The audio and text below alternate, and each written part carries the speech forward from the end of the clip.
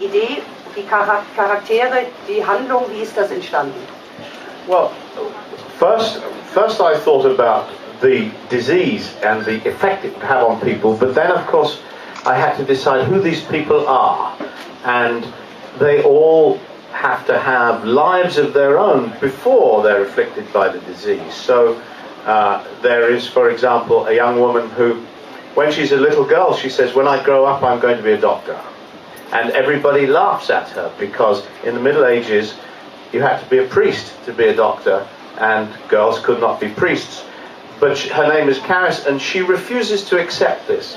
And so in some ways I suppose she's a typical Ken Follett woman, in that she refuses to accept the constraints that society puts upon her. So she has her life in which she wants to be a healer, wants to be a doctor, and they won't let her. And each of the major characters has a life, things he wants to do or she wants to do, and they are all then turned upside down by the plague. And a lot of things have happened in the 14th century. How was the research work for that? Well, most research is done by reading books, and that's how I spend a lot of the research time. I do a lot of reading, because there are a lot of details. As you know, if you've read The Pillars of the Earth, there are a lot of details about medieval life. And I like to make sure that these details are accurate, so I check them all.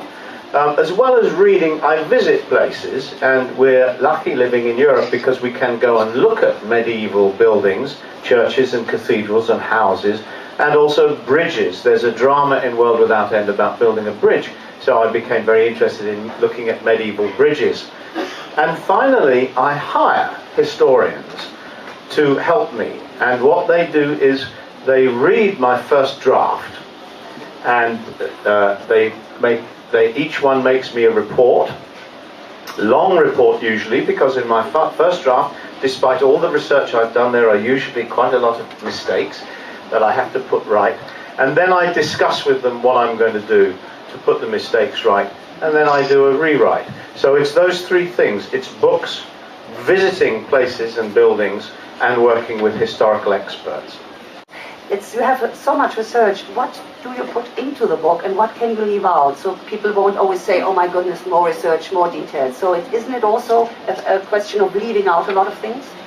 Well, there's a good rule, which is that a writer shouldn't give the reader any information until first making the reader curious about that. So my idea would be that if I give you some information, you would already be wanting to know that. Of course, you're quite right. There's a lot of the research that I do just never ends up in the book at all. Ends up in the waste paper basket at the back of my mind, where useless information is kept. And the way the decision is made is that there are moments in the story when it's very important. Practical details suddenly become important. I'll give you an example from another book, Lie Down with Lions. In thrillers, there are always guns. Now, some writers are really interested in guns. As it happens, I'm not very interested in guns.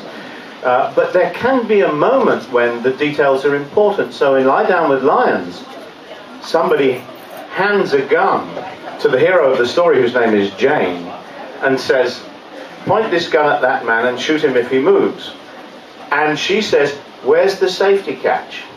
Now, suddenly, the details of the gun are important. And so at that point, it's important to say where the safety catch is. Otherwise, I wouldn't bother to give you details of guns. But when you really want to know, I'll tell you. And it's the same with all information. You have to make sure the reader really wants to know this information, then you tell them.